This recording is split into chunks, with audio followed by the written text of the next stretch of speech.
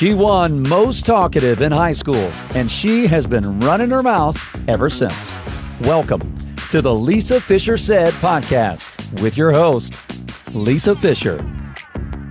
Okay, longevity physician. How many people can say they're one of those?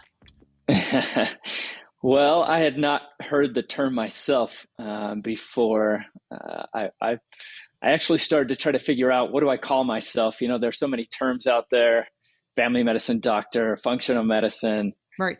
Personalized care, lifestyle medicine, and just sort of what encompasses everything that we do. We created brain lift program and metabolic programs and all these things. And so ultimately what we figured out is longevity kind of encapsulates a lot of what we do. So yeah, I'm sure a lot more people could call themselves that, but I think what we do as far as the combination of the types of treatments we offer and all of that is, longevity. Well, I beg to differ. I think conventional Western medicine is about shortgevity. They want you to live longer to take their medicines, but they really don't want you living longer to live a better life and mitigating insulin and doing all the things that give us longevity. So what do you think some of the keys are? I know that it's got to be insulin. I mean, we now know that insulin resistance has so much to do with how many years we get to click on our belt, and having birthday cakes. But what do you think are some of the biggest things that can help us see more birthdays and feel our best? Yeah. I think you're right. So blood sugar insulin balance is critical. And with that, really, if I had to pick one thing that people could do, it's always hard to pick. Is it the things you eat, or is it the way that you move, or is it connections or stress control? But as far as longevity goes, I would say probably exercise, and a variety of different exercise, including strength training, is going to be number one. It's going to help with that insulin resistance. We know that mitochondria are a key player in any type of chronic disease process. The mitochondria are affected. And so the more that we have healthy living, regularly fed mitochondria, the more likely we are to live longer and to have not only a longer lifespan, but a longer health span, to be able to really enjoy that quality of life. So exercise is a big one. Yeah, I see that. When did you finish medical school? Like, when did you start practicing? So I finished med school in 2011, finished residency in 2014. So I've been practicing since then. Was anyone talking about mitochondria then?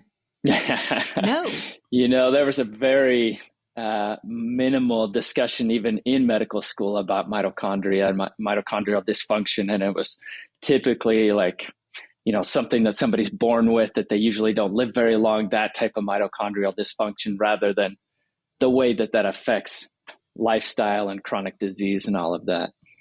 So with mitochondria, the powerhouse to the cell, right? And we now know that we were wrong about genetics. It's not just the genetics, or as Mark Hyman says, it's not, the loading the gun and firing the pistol, lifestyle. So we can, because of epigenetics, then we can kind of change the course of mitochondria. Am I overstating that? No, for sure. That's so true. I wish everybody could understand that, because you and I and so many people try to get that message out. And yet I talk to people every day who are like, well, my dad died of this, or my mom died of this, or everybody in my family's obese. So I'm just going to be that way. Right. Aren't you glad to know, though, that there is a pot of gold at the end of that rainbow, and it's in things that you can control? Now, trauma is a different thing. Okay. And I'll give trauma that, but I'm listening to Gabor Mate's book, The Myth of Normal, right now. Yeah. And he made all the rounds in social media when his book came out. Fascinating science behind it. But he's saying it's not the trauma, it's how your body reacted to the trauma. That is what leads the imprint, which I thought was fascinating. But besides trauma, we're going to put that over here. What are some things we can do for our kids now to help them have really strong mitochondria? Yeah. So, we talked about exercise and movement. So certainly getting your kids outside, having the benefits of the sunshine and the vitamin D and just the interaction with nature. I think there's so much power in that. And so few people take advantage of it nowadays. I'm a father of 5 kids. And so I know how tricky it is when there's electronics all the time and we're busy. And so it's so easy to just say, you do this or play on this, and the kids want to, but it's so critical for the kids to just be outside. There's a connection with nature and a power there that seems to power that mitochondria, just that part. But movement and exercise and engagement with your kids, I think is so critical. And then of course, the things that you're feeding them. One of the things that we so often hear from parents is, my kids don't like whatever this food is, right?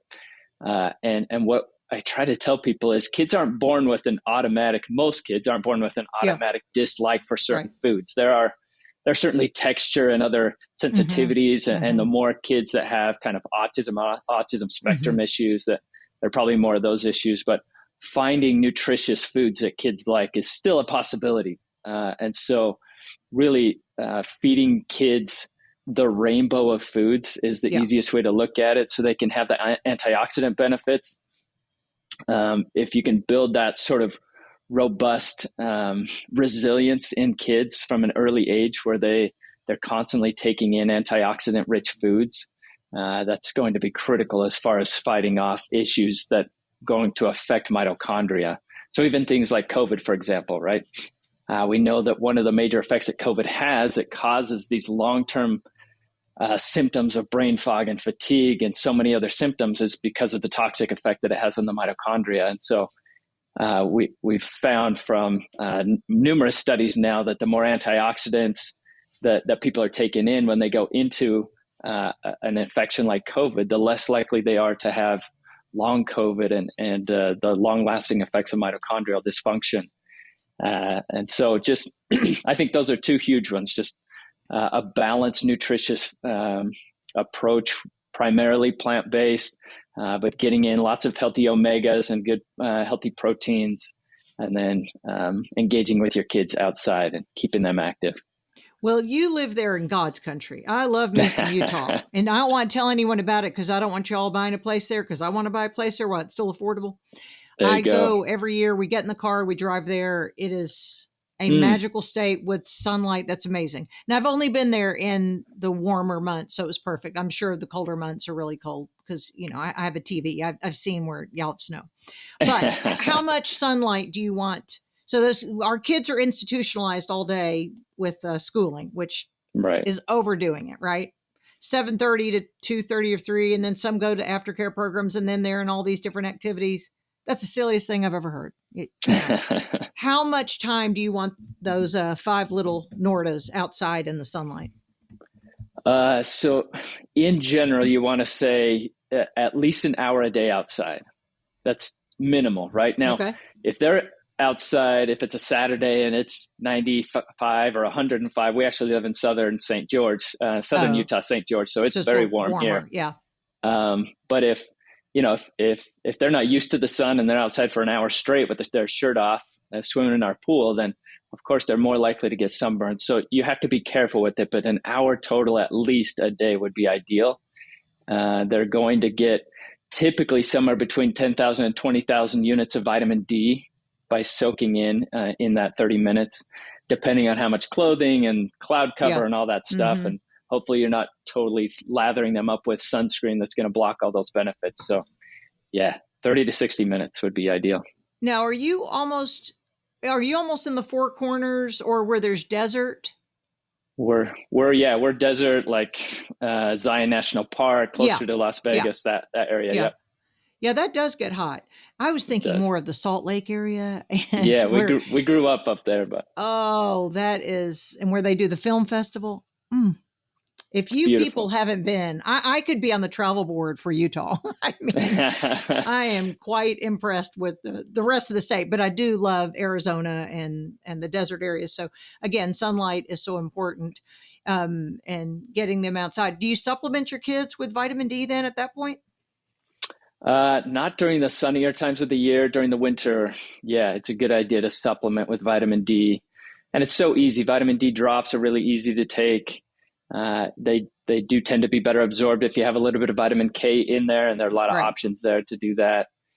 But yeah, if they're out 30 to 60 minutes a day, pretty consistently in a sunny time, they probably don't need it. Now, so you are light-eyed. Are your children light-eyed? Yeah, blue or green, all of us. Okay, so isn't it the lighter the eyes, the higher your vitamin D get? Right, because I've redheaded children, shockingly, and their vitamin D is higher than mine with my Russian, Ashkenazi Jewish skin. Yeah. So that's the one benefit for your people, you light-eyed people, is that you absorb more vitamin D, right? Yeah, exactly. Okay, so that's a benefit now, right there. It's been interesting for me to see also that here we are in the desert. We get 300 plus sunny days, usually 320 plus sunny days a year. So we get a lot of sun here. And still we see a ton of people with vitamin D deficiency, so, and some of these people are working outside, so it's not always just sun exposure. There are other things. The immune system really consumes a lot of vitamin D with certain conditions, inflammatory conditions and autoimmune conditions, for example. And so just assuming, hey, I spend time outside, my vitamin D is fine, is not good enough. You definitely should get it tested. Well, plus we were all brainwashed for years to slather on that poison, and it blocked the very thing vitamin D was supposed to do, and that was synthesize. I mean, right. How dumb.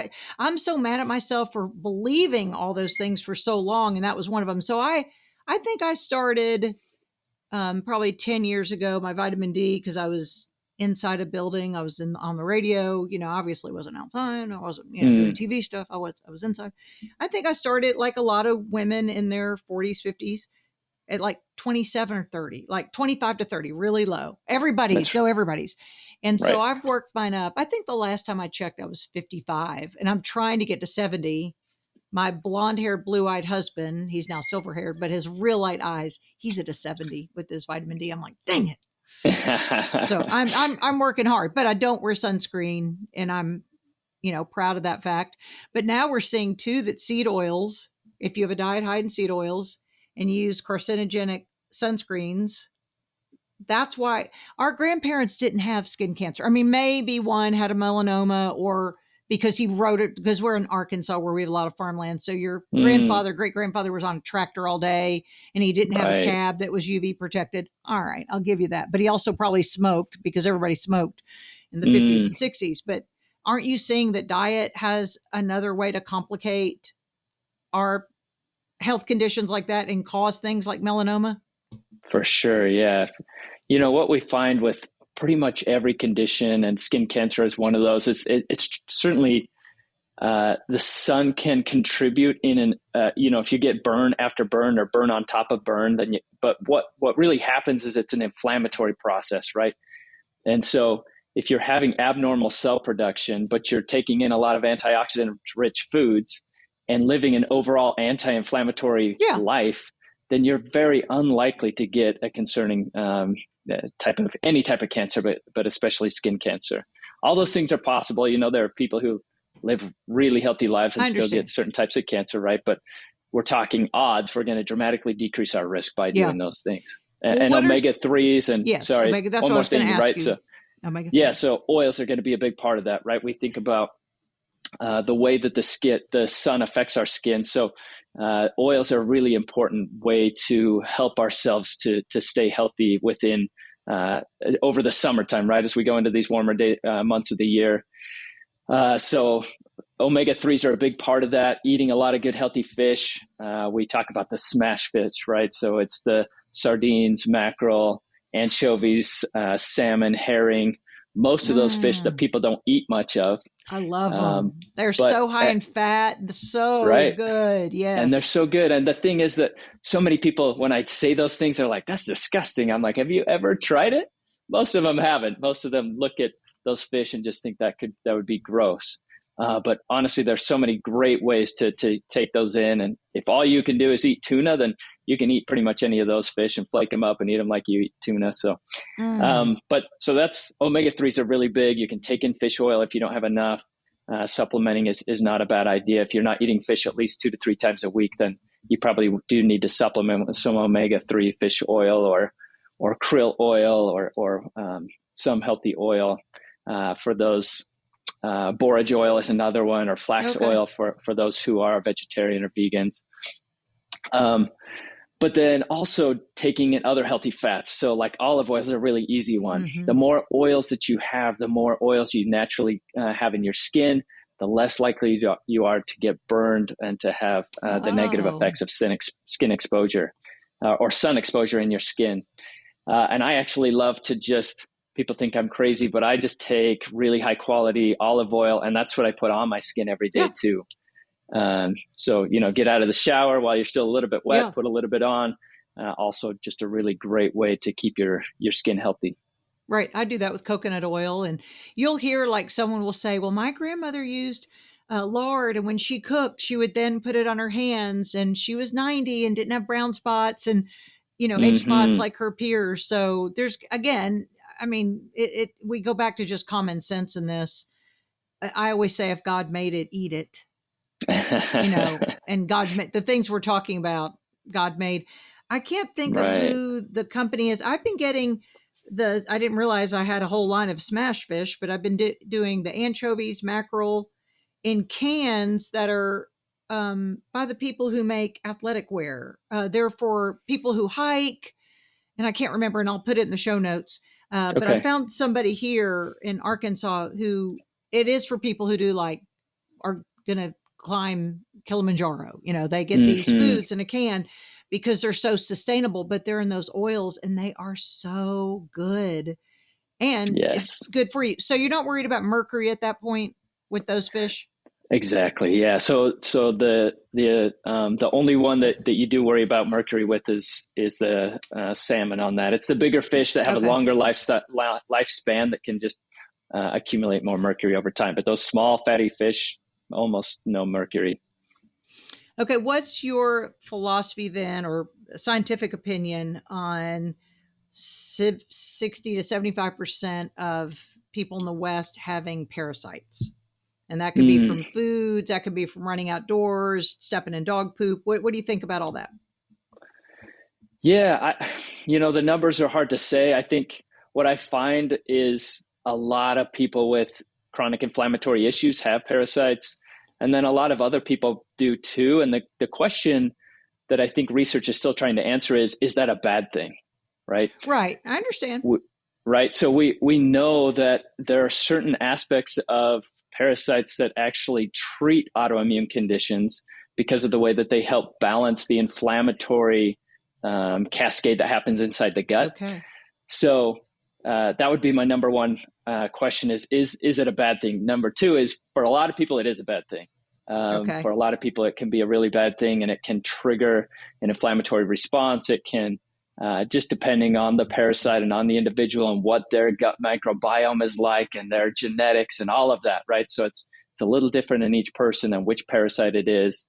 But for sure, what we do in this functional medicine, lifestyle medicine realm is really trying to find those underlying causes for conditions. And so I really had no idea that parasites were an issue, that mold was an issue, that these chronic infections were problems, until I started to try to dive in and find what was causing people's autoimmune problems or just chronic fatigue or other things. And then I was shocked to find that most people that I tested had some type of parasite in there.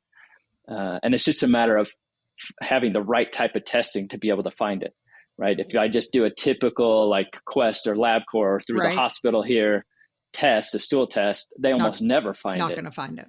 Right. But what do you use?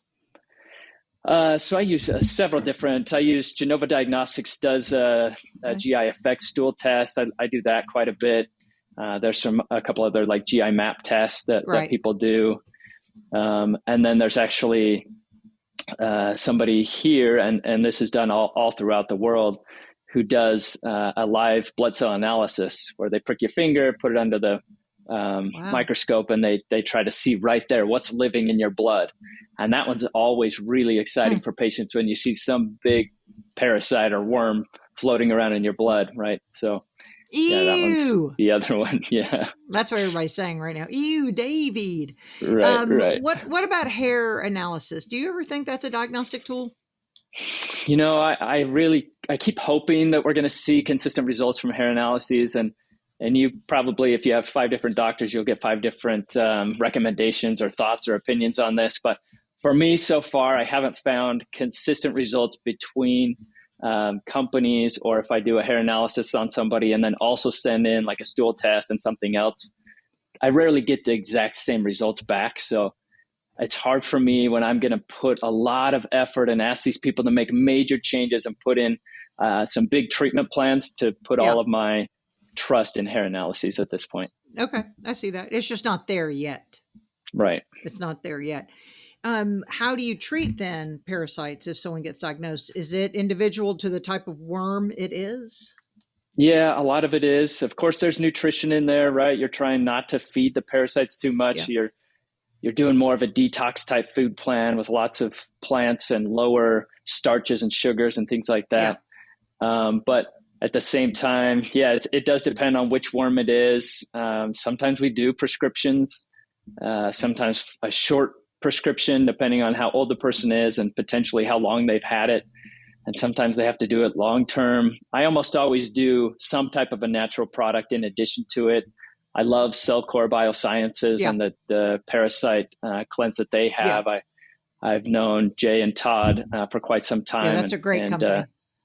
Just a really good company, and their approach to sort of setting up the system so you're eliminating really well first. Your body's ready to eliminate before you start binding and killing things, I think is really smart. And then you start that process of binders and then start to kill. And then you have much less of the die-off effect and all of that. So like the Mimosa pudica is one of those binders that seems to work really well to pull the parasites out. Well, I have a friend here who's all into natural remedies. Son had cancer and realized what a racket that is. But, in order to keep his kids alive, they run out in fields where there's a lot of cattle, and they're without, he has 4 children and they run and play. And he said, it's inevitable when you are running outside, he says, with no shoes on, that you could have some worm proliferate, that word, where you get them. And he does, you remember, in 2020, everyone blew up, but he does ivermectin. He said, you can get it at the feed store. I mean, you have to say it, you have to whisper or someone's going to arrest your kids, right? But he said, I do that. I give them a syringe of it. And he said, because I want them outside. It's my goal to keep these kids outside playing because sunlight is so important, so valuable to be grounding outside. But have you ever used ivermectin beside for the COVID word? Right. And I don't even want to say it. I want to get shadow banned. I know, exactly. Yeah, I mean, I've had so many ivermectin prescriptions that have been rejected by pharmacies here, and it gets so frustrating. But you have to now spell out, no matter where you send it, it seems like, unless it's one of these trusted compound pharmacies that I'm friends with, you have to spell out, this is for parasites, or they won't even fill the prescription. They won't write it then for COVID. No, certain ones they won't. Yeah. Yeah, a lot of them will reject it. But he said you can get it at the feed store, right? Yeah. Yeah, I mean, that's where, you kind of have to trust what's coming in as far as the type of the quality of ivermectin. Right. And so I never have recommended anybody go to the feed store, but I have had lots of people go there during COVID, especially. And this is not medical advice. We're just having a chat here. So everybody calm down. Exactly. But I just thought it was funny when he and I were talking. He said, so many people have parasites and don't know it. And he's also the person who told me he would never eat sushi again. How do you feel about sushi because of the worm issue? I wish this guy that I do, right. I wish I didn't love it because I do eat sushi. I do too. We're in Utah, so we don't get a lot of fresh sushi, so I don't eat it a lot, but we just got back from Panama last week and I ate sushi and I ate ceviche and, I ate plenty of fresh fish there. So the people who are constantly seeing the worms, like the guy that I told you that tests for us, these live blood cell analyses, he won't eat it either. And, I tend to think there are treatments for them. And I think it's okay to be exposed to a lot of different things. You obviously have to be careful in the quality of sushi and the quality of fish that you eat. But that's Well, me. I just love fish too much to not eat I do those too. I things. feel the same way. I love ceviche, but I'm the girl that eats carpaccio. I mean, I'll eat raw beef, tuna tartare, beef tartare, steak tartare in a minute. It's just, Yeah, to me, how God intended. He didn't want it burnt on the grill. exactly. So Exactly. I wonder sometimes GI issues. I'm going, part of it is my diet, though. I'm enjoying my life, and that's the important thing. What's your perspective on something a lot of us are doing now? We're looking at red light therapy, and then the sauna. Is it red light sauna therapy? I have the red light, but now they're doing red light sauna, right? Am I saying that right? Right. Yeah, I would. I'm tempted to walk you into our sauna room right now, but we actually have a sauna in our walk-in closet. I Okay. get in there pretty much every morning. As a doctor who deals with chronic disease prevention every day, what the research around things that you can do, right, that are easy, that you can add into your schedule. This just makes so much sense if you can make it work to have infrared sauna on a regular basis. Now, of course, you're going to get a lot of those benefits from the sun, but really that intense kind of sweating. So if you're exposed to like mold or toxins or other things, which we all are exposed to, it's such a great way to eliminate toxins. It has an anti-inflammatory benefit. There's some direct cognitive benefits, mitochondrial benefits. So I love it. And on top of that, adding red light therapy into it is really beneficial. So we do a lot of red light therapy. Again, red light tends to be the anti-inflammatory benefit there. And so, and also not only anti-inflammatory, but it seems to have a pretty great effect. I've noticed, especially for myself, if I'm overly stressed and I'm having a hard time kind of calming myself down, getting into that red light in the sauna kind of has that effect of bringing down my energy level, the constant sort of cortisol levels, right? And my overstimulation in my brain to be able to calm that down. So it has multiple effects. I absolutely hate sweating. I hate hot weather and I hate cold weather. I'm like baby bear's porridge. I want it just right. So I haven't done the cold therapy, and I do the sauna. We now have a cold therapy at our gym. My husband wants to buy the red light sauna. It's just deciding where in the house, we're going to put it. So I absolutely hate sweating, but I do it because I think Huberman says you need to do 56 minutes a week or whatever. I'm, barely eking out 20. But are you doing the cold plunges? Yeah, well, you're going to live to 190. You're going to be at the nursing home leading them in Kumbaya, my Lord, Kumbaya. Because if you're doing all the things and you're that young. Right. That's the goal. I mean, I think a little bit of my story. My dad passed away from Alzheimer's disease. And so it was kind of that slap in the face where I had studied neuroscience. I was a doctor. I should have all the answers. And I felt like, okay, this is probably in my future if I don't do something different. I need to understand the disease process. I need to understand how to prevent it for myself, for my family, and then also for the patients that come to me. And so, accumulating that information and then, as a longevity physician, of course, you're looking into like, what are all the things that are going to help us to live longer? And we're talking about mitochondria and just all the benefits there. But certainly, so what I do is I do my infrared sauna in the morning. I do 45 to 60 minutes. I'm sweating in there, but I just take a day. Yeah. Your wife needs help with those 5 kids. Hey, this is me waking up early.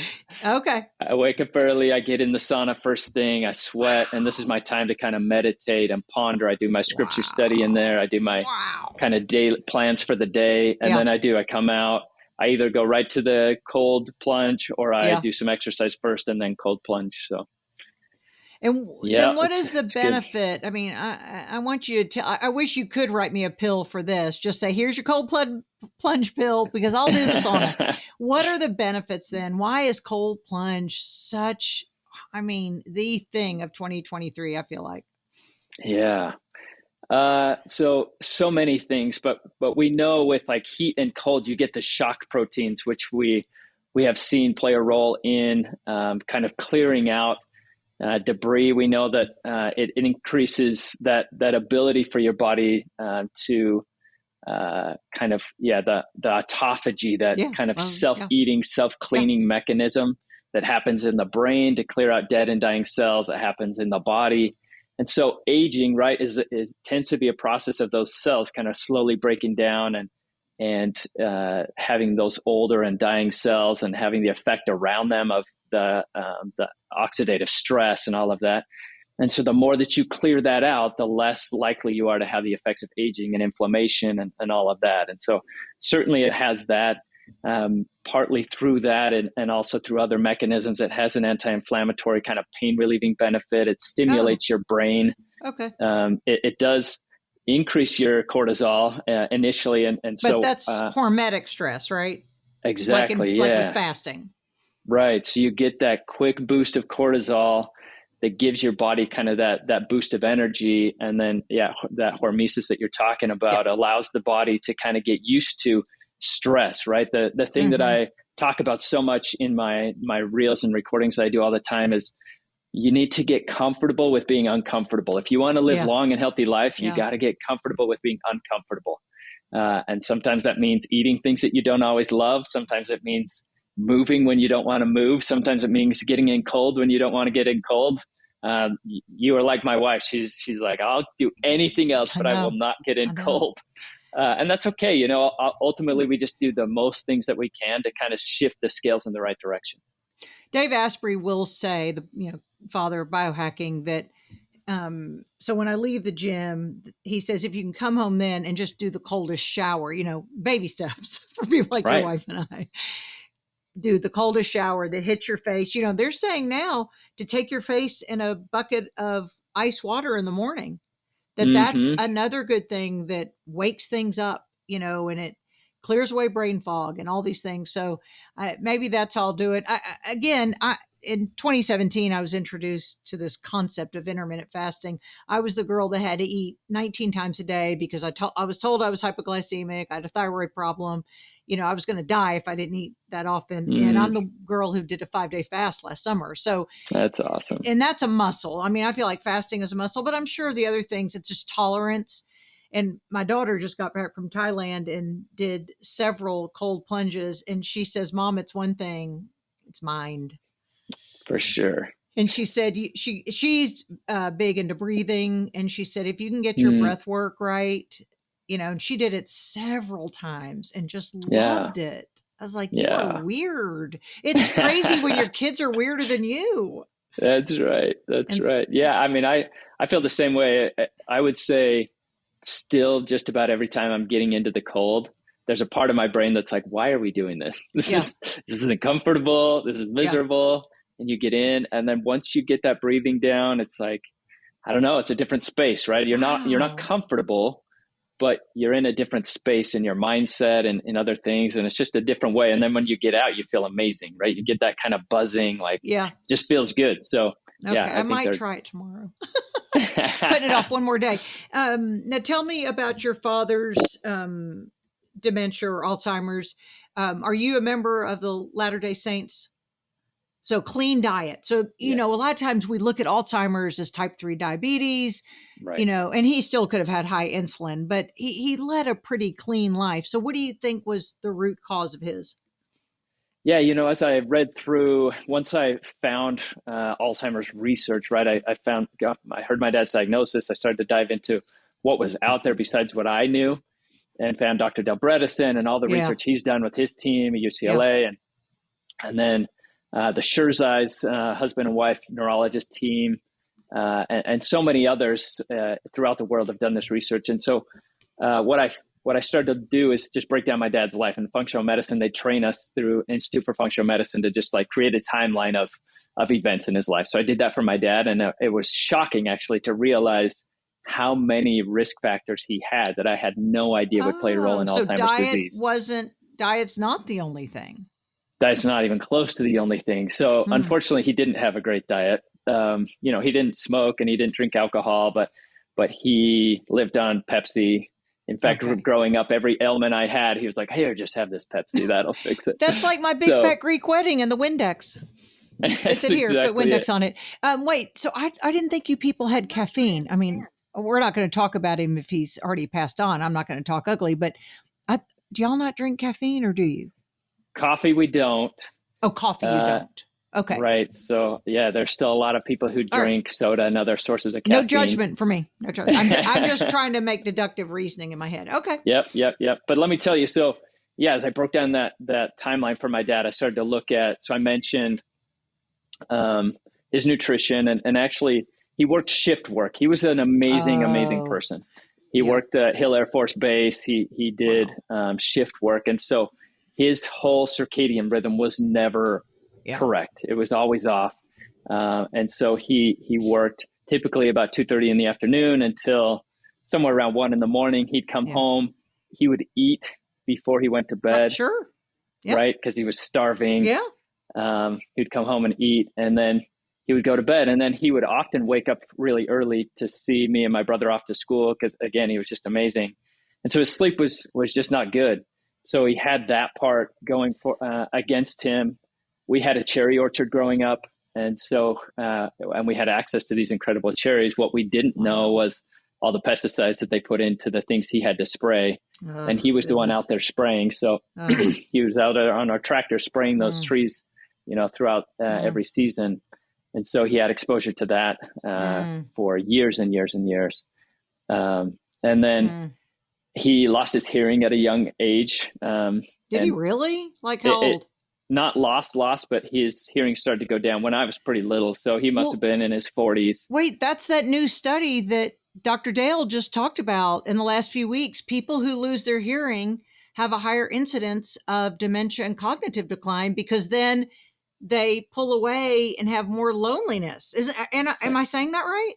You just said exactly what happens. Isn't that amazing? So it's so sad. And that's exactly what, I had no idea at the time, but looking back, I realized that's what happened to my dad.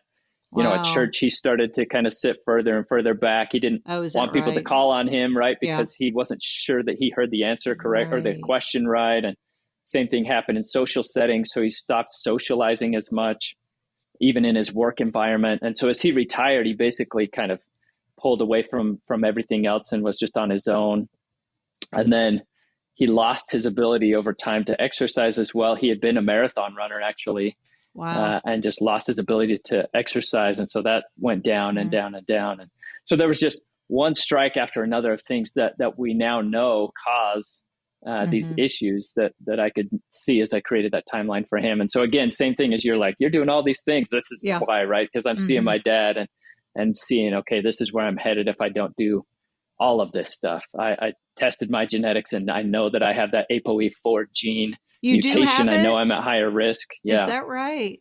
Did you hear Max Lugavere's convo with Joe Rogan a year ago on the APO4? He breaks it down. It was the most thorough of anything I'd heard because his impetus for becoming a health coach or what health interests that he has is because of his own mother's dementia. And he does, I think he said he did carry a copy of it. But it's a really fascinating thing. So is the science with that is truly the risk factor for you is the gene. But again, it's not just loading the gun, it's firing the pistol, it's your environment. You're trying to work against that, correct? Correct. Yeah, exactly. So I do have that genetic risk. And again, for me, that's one of the benefits of testing genetics in patients is to help you to see, okay, here's my risk factors. Here's the ways that I can work around that, specifically using lifestyle and nutrition and other things to not, just to let this become my destiny. And so, there are certain subtypes of Alzheimer's disease, and Dr. Bredesen goes into this a lot in his books as far as having ApoE4 is going to put you at a higher risk for certain subtypes, where like toxic is, it's less likely to have an ApoE4 gene mutation for those who are the toxic subtype of Alzheimer's because there are just so many other factors at play. So we all want to do everything that we can. And I think, again, it's all about tipping the scales. The way that he explains it is filling the holes in the roof, the water in the roof that's leaking in, and And for me, it's just about tipping the scales in the right direction. So we're doing enough good things to be able to kind of maintain our mitochondrial balance, to have autophagy and cleaning ourselves out, to control our stress and sleep and all those things. Now, which gene testing do you prefer to find the APOE4 gene? I love GX Sciences. I think they do a really good job with their genetic test. Okay. But there are so many good ones out there. I mean, if you want to spend the least amount of money, like Father's Day, Mother's Day, there tend to be so many other genetic tests out there that you can do testing wise, like 23andMe. Yeah. I know there are a lot of people that don't want to do 23andMe and let their genetic information get out there, but there are those options. And so, and that one does tell you the ApoE4. Okay. Well, there's a part of me now, because I have an aging relative who I'm suspicious about. And because I don't prescribe to Western conventional medicine, my husband said the other day, but why would we find out? Because he's 90. We're not going to give the medicine, because that even came out a year ago, that it was fraudulently the science behind the Alzheimer's drugs were the data was fraudulent. I mean, not just so an sad. oops, it was fraudulent. And so why do I want to know, or do I want to know if somebody's 90 and showing cognitive decline? Do you want to know for that person you're saying, or for yourself? Yes. I'm not worried about myself. So do I want to know, does it matter for that person to know? Or is it just another bunch of doctors a 90-year-old is going to go to? Yeah, 90 may be something different. It depends probably on the individual. If they're super healthy and there are a lot of things that they could still do and they're not showing signs of cognitive decline, then it's probably not worth. I mean, it probably is worth doing genetics, and so you can see exactly what you want to do to avoid it. If they're already in that, I don't know that there are a lot of benefits other than just seeing from the treatment standpoint, there are other genetic components that we can work around. So if somebody is 90 and having cognitive decline and you want to help prevent and reverse that cognitive decline, then the ApoE4 is one very small aspect of the overall genetic picture that is very useful to see. How are they set up to detoxify and eliminate toxins? Right. How are they, what's their inflammatory system set up to be like, and the triggers there? What are their neurotransmitter signaling genetically? How are they set up to deal with that? And so you can work around those in a very personalized way, but not just so you understand the risk. Well, I guess the reason we have hesitance is this is a man of a generation that took the antibiotic because the doctor said you'd take them, or we'll always ask, what did the doctor say? We always we didn't go to a doctor. So he has a team of doctors. All he and his wife do is go, their activities is going to doctors, and nobody's helping them.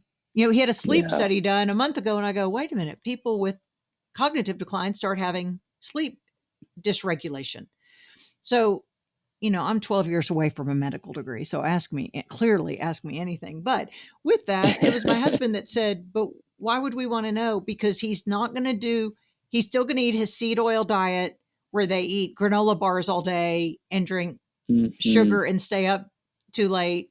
They're not going to do the things that could put them on the road to health. And I agreed with that, because you can lead a horse to water, but you can't make them drink. Very true. Yeah. So in that case, it's probably not, there's probably not a benefit if somebody's not willing to make the changes necessary.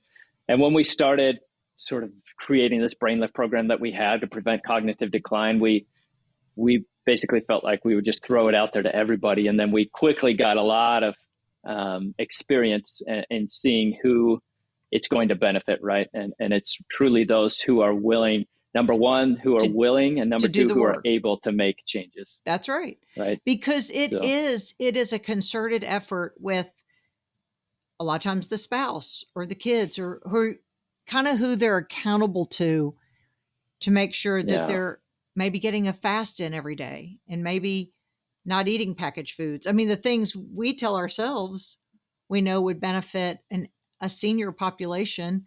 Tell me about the program you have then with your practice and you help people with this.